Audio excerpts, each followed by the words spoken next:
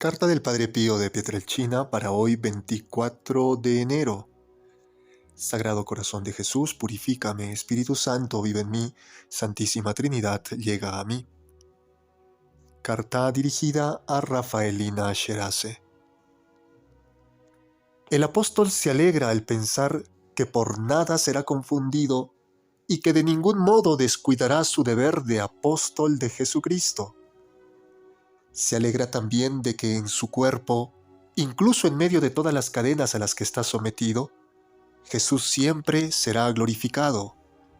Si vive, exaltará a Jesucristo por medio de su vida y de su predicación.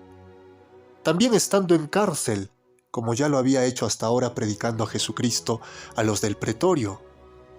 Si en cambio es martirizado, glorificará a Jesucristo ofreciéndole el supremo testimonio de su amor. Por tanto, declara abiertamente que su vivir es Cristo, que es para él como el alma y el centro de toda su vida, el motor de todas sus acciones, la meta de todas sus aspiraciones. Y después de haber dicho que su vida es Jesucristo, añade también que su morir es una ganancia para él, porque con su martirio dará a Jesús testimonio solemne de su amor. Conseguirá que su unión con Jesús sea más irrompible y aumentará también la gloria que le espera. ¿Qué dices, Rafaelina, de este modo de hablar? Las almas mundanas, al no tener ningún conocimiento de gustos sobrenaturales y celestiales, al oír semejante lenguaje, se ríen, y tienen razón. Porque el hombre animal, dice el Espíritu Santo, no percibe las cosas que son de Dios. Ellas, pobrecillas, que no tienen otros gustos que no sean de barro y de tierra, no pueden hacerse una idea de la felicidad que las almas espirituales dicen experimentar al padecer y morir por Jesucristo. Oh, cuánto mejor para ellas si en lugar de maravillarse y de reírse, reconocieran su culpa y admiraran al menos en silencioso respeto la entrega afectuosa de estas almas, que tienen un corazón tan encendido en amor divino. La fecha original de esta carta, 23 de febrero de 1915. ¿Quién es cristiano? ¿Quién tiene, digamos, el honor de recibir ese nombre tan hermoso? Aquel que, como Pablo, vive por Cristo y para Cristo.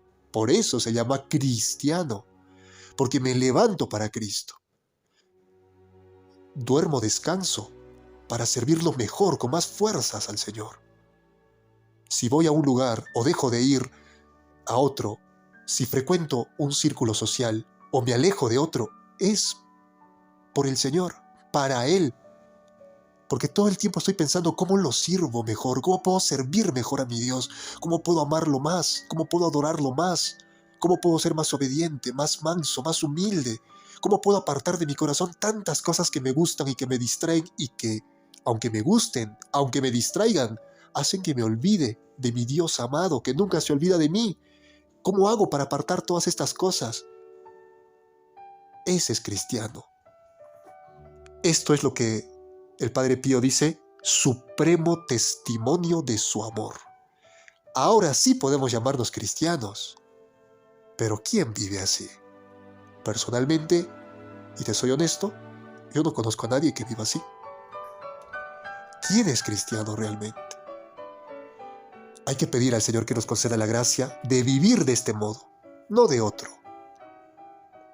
Un último punto que quiero señalar de esta carta que me parece muy importante es cuando el Padre Pío habla de los mundanos y dice, estos mundanos, pobres personas, pobres almas, no entienden las palabras de Pablo, hasta se ríen porque no las entienden. Está hablando de nosotros, por si acaso. No entendemos las palabras de Pablo por una razón, porque no hemos gustado esas dulzuras sobrenaturales y celestiales. Así lo dice el Padre Pío. Tenemos que tener conocimiento de gustos sobrenaturales y celestiales. Solo de esa manera sentimos, experimentamos, palpamos esa experiencia espiritual. Y hay muchos católicos que jamás han sentido estas dulzuras espirituales porque no las piden. ¿Y por qué? Sobre todo porque están sumidos en los otros gustos, así dice el Padre Pío, los otros gustos. ¿Cuáles? Los gustos de barro y de tierra. Y dice el Padre Pío, esas personas que están sumidos en los gustos de barro y tierra no pueden hacerse una idea de la felicidad de las almas espirituales. Y esa es la razón. Honestamente, hablemos. Yo sé que tú de vez en cuando rezas, de vez en cuando tomas tu rosario y vas a misa y hasta quizás diriges grupos en tu parroquia. Está muy bien, pero ¿tú tienes gustos de barro y de tierra? Honestamente. Sí, tenemos. Nos gusta mirar, nos gusta escuchar, nos gusta sentir, ¿verdad? Nos gusta ser reconocidos, admirados, que la gente nos aplauda, ¿sí, verdad?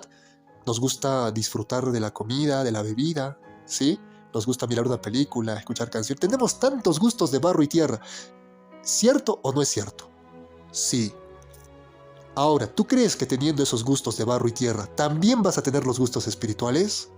No te engañes. Si tienes gustos de tierra y barro, no tienes gustos sobrenaturales y celestiales, porque no se mezcla lo puro con lo impuro. Porque la tierra no puede ensuciar el cielo. Porque la lluvia pura y limpia que cae en un charco sucio se ensucia, se enturbia. Imposible mezclar los gustos terrenales y mundanos que tú y yo tenemos. No podemos mezclarlos con los gustos sobrenaturales y celestiales. Por lo tanto, si nosotros tenemos tantos gustos mundanos y terrenales, no tenemos gustos espirituales y celestiales. Hay personas que me dicen, sí, yo he sentido consolación y quizás sea distracción, simple deslumbramiento. ¿Y tú crees que eso es consolación espiritual? Posiblemente no. Habría que ser dirección espiritual para evaluar, para analizar. Pero si estamos tan llenos de gustos y torpezas mundanas, no hay espacio ya para lo espiritual en nosotros. Y esto es lo que nos enseña el Padre Pío en esta carta. Para sentir esas dulzuras y esos gustos espirituales, limpiémonos de los gustos terrenales. Solo así vamos a conocer la felicidad de las almas espirituales. ¿Qué nos está diciendo el Padre Pío con eso? Que no conocemos la felicidad verdadera. Por eso nuestra tristeza, nuestra oscuridad, nuestro vacío interior, por eso. Ahora ya lo entiendes. Y por lo tanto, hay que pedir esos gustos espirituales, esas dulzuras. ¿Cómo? Orando. Orando. No es un trámite. Por allí alguien me comentaba, yo rezo 30 minutos, hago coronilla y luego el ángelus y esto y me voy a mi trabajo. Me suena a trámite burocrático eso. Uno tiene que quedarse en silencio 1 hora, metódicamente, disciplinadamente, en oración, dejándose guiar por un maestro. Fray Luis de Granada, San Alfonso María de Ligorio, San Pedro de Alcántara, hay tantos maestros que la Iglesia nos pone a nuestras manos para que hagamos una buena oración, una buena lectio divina. Con disciplina y con la constancia suficiente, uno empieza a sentir esas dulzuras, esos gozos espirituales. Y así, no solo va conociendo la felicidad auténtica, sino que va aprendiendo a dejarse guiar por el Espíritu Santo. Y hablando de los grandes maestros que nos ayudan en esto, San Francisco de Sales, a quien hoy estamos recordando. Introducción a la vida devota. Si no me equivoco, en el capítulo 9 en adelante nos da un método para orar durante una semana. Un método simple y hermoso. Podemos aprender a hacer ese tipo de oración. Yo te recomiendo que lo sigas. Roguemos al Señor para que por su infinita y suma bondad nos dé gracia para que su santísima voluntad sintamos y enteramente la cumplamos. San Francisco de Sales ruega por nosotros.